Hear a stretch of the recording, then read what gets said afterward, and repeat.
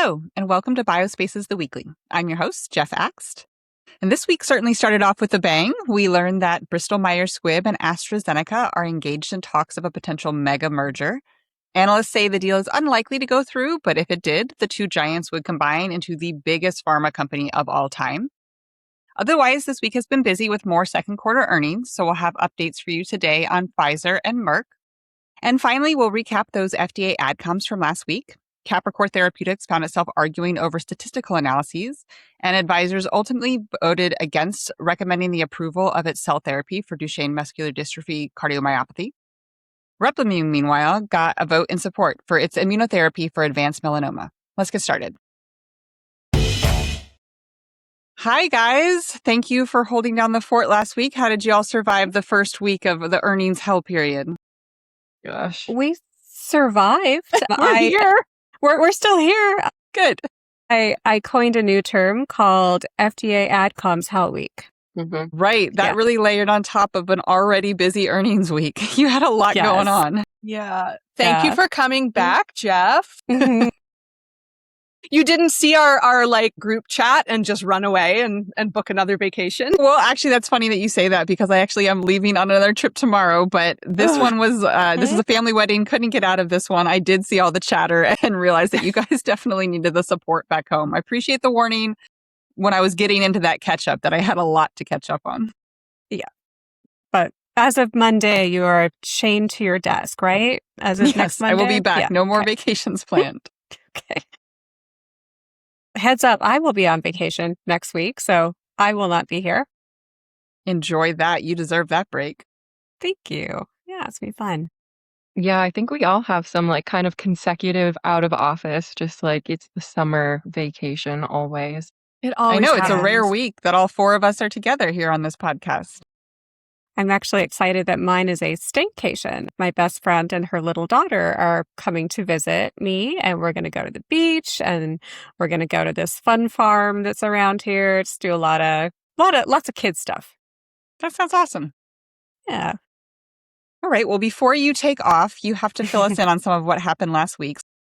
So first, intros. Heather, why don't you start us off?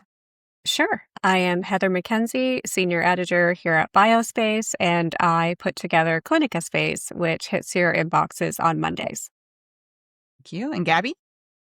And I'm Gabrielle Mason, Senior Editor, and I put together our weekly manufacturing brief, which goes out every Tuesday, and then our daily gene pool newsletter. And last but not least, Annalie? Yeah, I am Annalie Armstrong. I am Senior Editor at Biospace, and I do the weekly BioPharm Executive newsletter, which hits your inboxes on Wednesday mornings. And once again, I'm Jeff Axt, Managing Editor. And with that, we'll dive in. I want to start, of course, with this potential mega merger. So we've got Bristol Myers Squibb and AstraZeneca, both massive pharma companies in their own right. BMS has a current market cap of just over $130 billion. AstraZeneca is closer to $200 billion. As I said at the top, analysts don't think this massive deal is likely to go through, in part because of anti-competitive regulations. But if it did, it would create the largest pharma company of all time, worth about $400 billion. So BMS's stock rose on the news. AstraZeneca shares fell. So there's a lot to unpack here. Annalie, what can you tell us?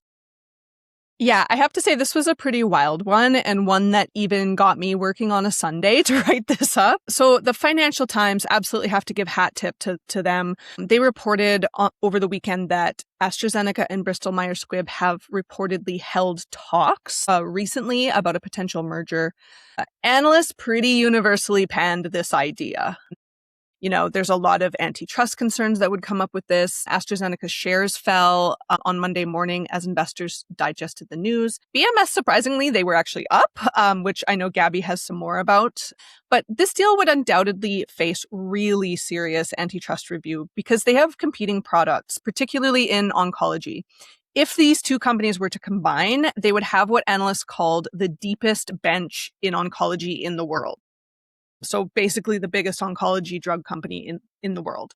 But I think one really key piece of this deal that analysts did say is that if it were to be successful, big if, it could actually reset the entire biopharma deal environment. This first half has been very busy. There's been a ton of deals. But a mega merger of this kind, if it were to be successful, would actually signal to other companies that this kind of crazy transformative deal might actually be successful. So essentially, mega deals might beget more mega deals if we get this one. So with all that said, I really would love to see a company that is called AstraZeneca, Bristol, Squibb, which is a real mouthful. Both of these companies have been formed and their names come from kind of similar major business combinations. So that name would really roll off the tongue. BMS-AZ. Yeah, I was going to say AZ BMS. Yeah. Just like GSK, which used to be Glaxo, and then SmithKline, which Jeff was hunting down the detail of that deal earlier today. Yeah, that was 26 years ago that one went down. And at that point, that did create the largest pharma company of all time at that time, 26 years ago. But again, very not set in stone, but exciting to talk about nonetheless, because we haven't seen something like this in a quarter of a century. Kind of what Annalie foreshadowed a little bit is there is kind of one pharma that it would probably see a bigger upside from this deal than the other, and that's BMS.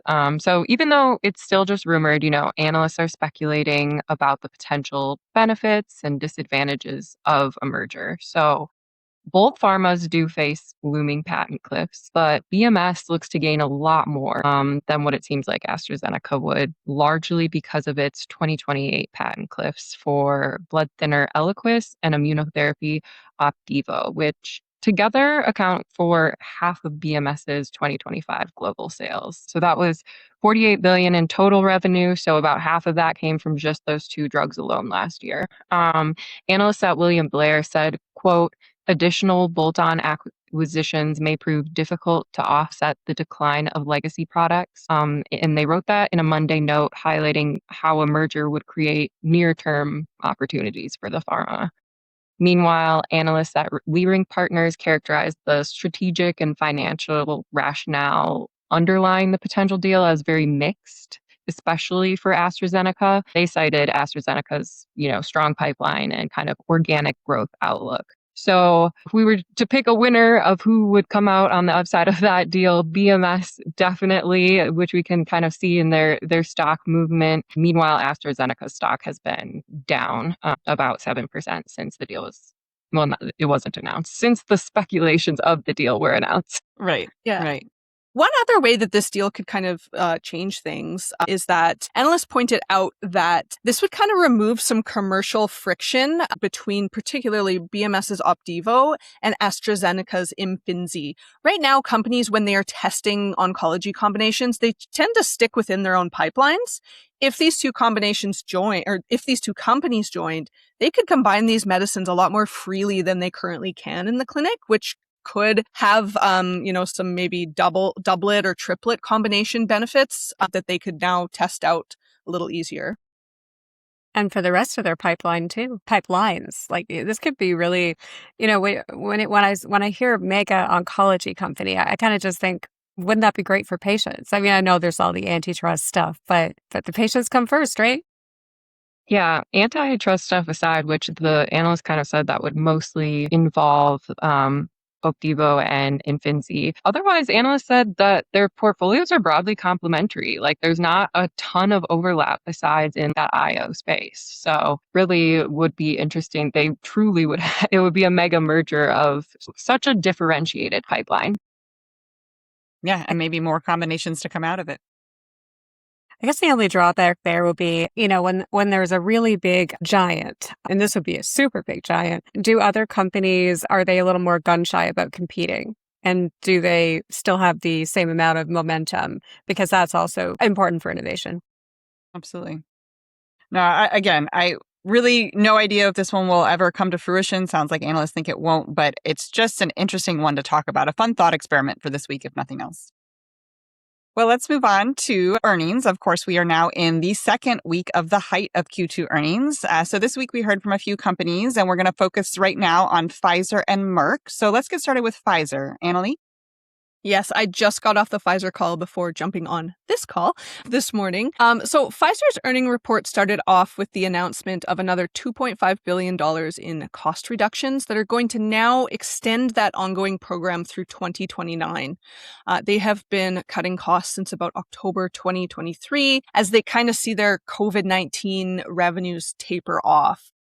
They were really pretty mum on the details here, although the release said that they would be paying out severance and investing in new digital technologies. We weren't able to get more details from them, but it'll be interesting to watch what exactly that means. Are we talking layoffs? Are we talking, program cuts? Like, how are they using AI to replace some functions here? So we'll be keeping an eye on that. Another key point on the call that I thought was really interesting is Pfizer CEO Albert Bourla had some pretty pointed comments for analysts who asked if they should be allocating more money to M&A. So Pfizer said that they have about $7 billion to play with right now. One analyst specifically asked if they could be contributing maybe less to the dividend and putting more towards M&A, since there's been such a frenzy in the M&A markets right now.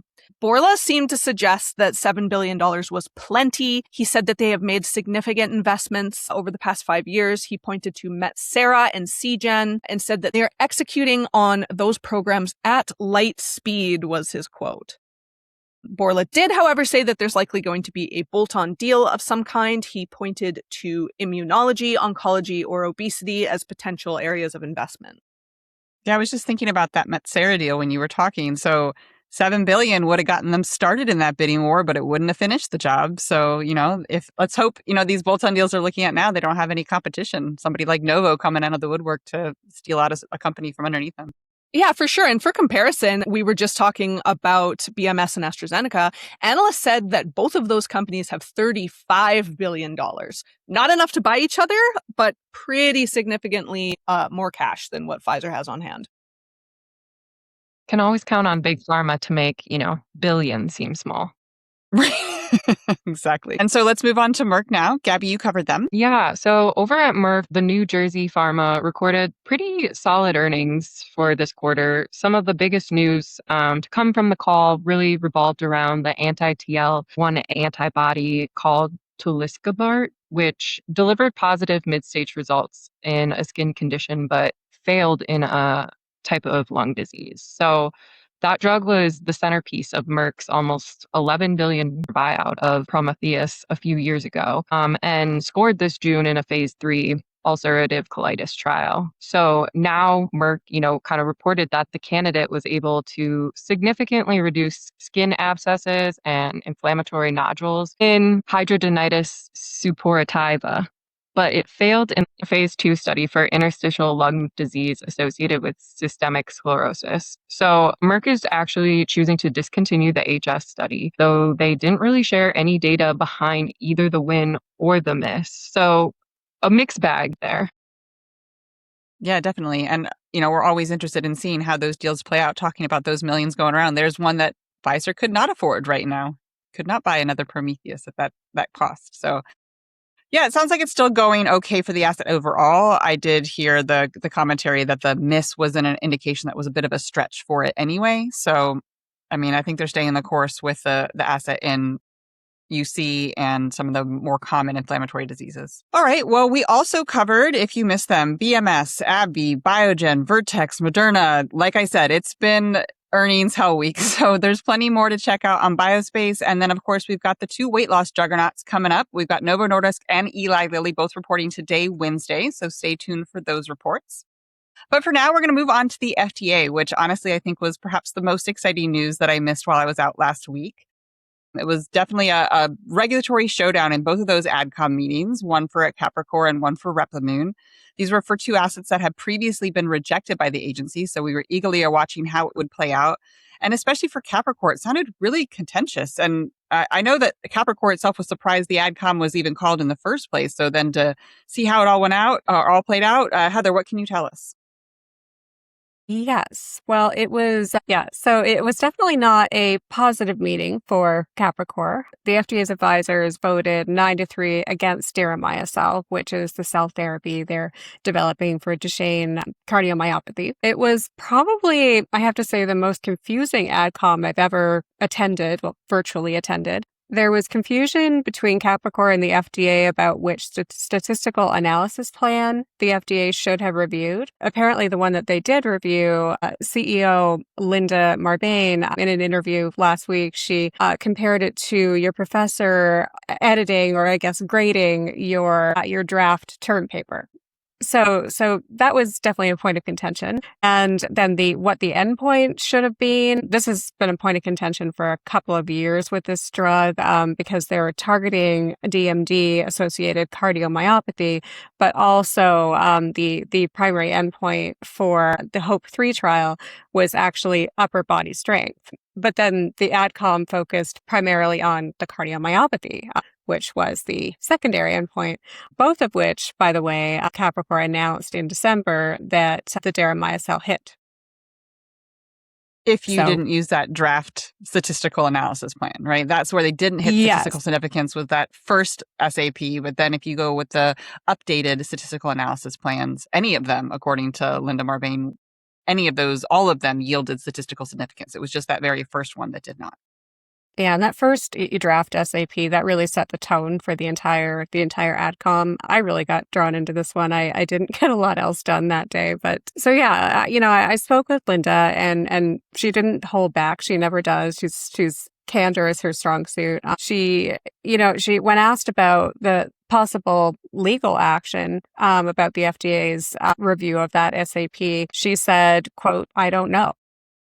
She emphasized that she likes to collaborate, that she's a consensus builder, but she said that, this is a partial paraphrase of a quote, but if the FDA really dig their heels in and they say there's no path forward for deramiocel, then they will look at strategic options, including pulling it out of the Duchenne space. I guess that means kind of looking at it more as a cardiomyopathy drug and yes, pursuing legal action.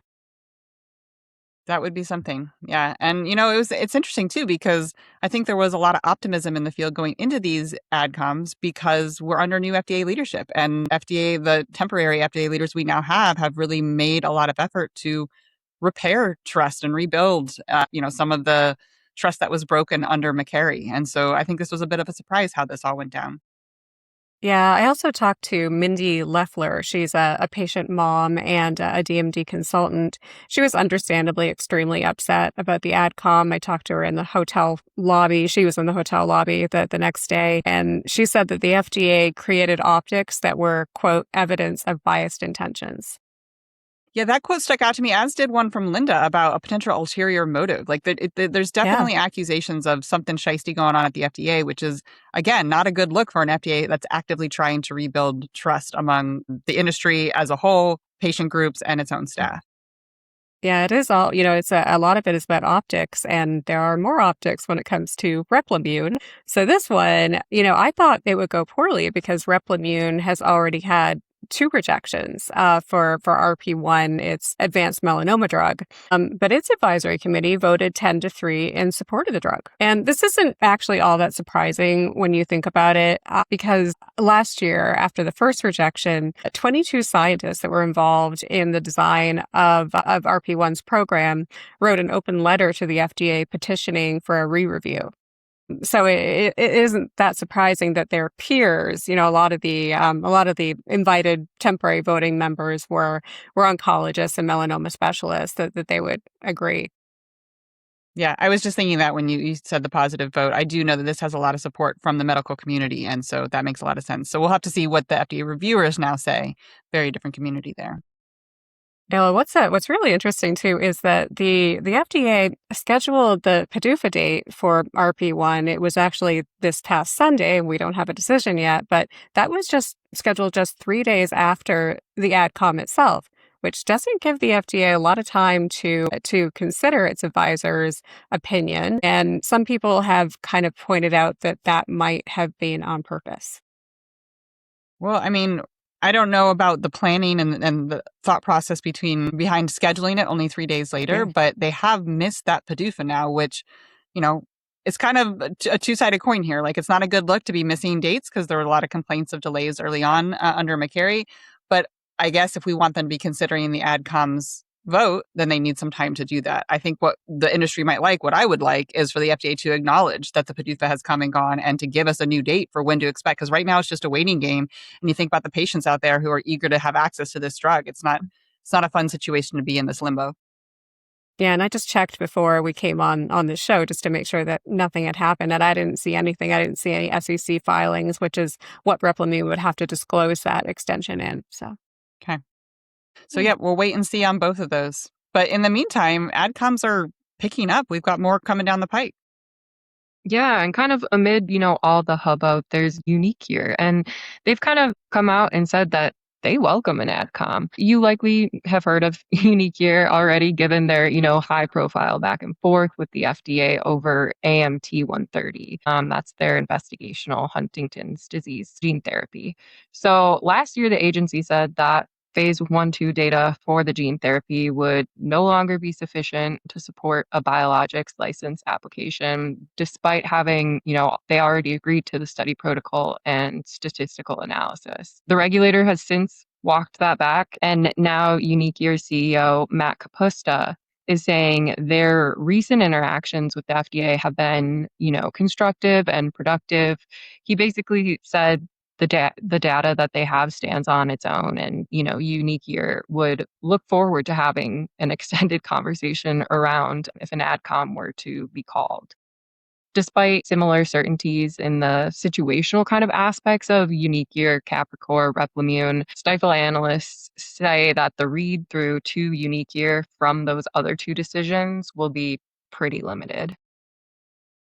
yeah, it's interesting you say that, or you mentioned that Matt Kapusta said that he would look forward to one. Linda Marbain said very similar last month, and I don't think she enjoyed herself. So it's just interesting. But yeah, Sale Therapeutics has also resubmitted, and they've been granted a December 30th action date for their rare disease drug. Nothing has been said about an adcom or a planned adcom for this one. That's still 4.5 months away. But Sale is developing DCA for short, which is for a rare life-threatening mitochondrial disease.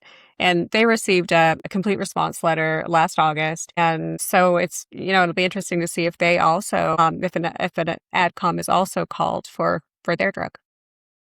Yeah, the FDA under new leadership, under like I said, the current temporary leadership has brought adcoms back after that long hiatus, and especially in the rare disease space. I think, everyone welcomes these discussions. These are tough decisions, and nobody's looking for like an easy green light, an easy straight to market or anything like that.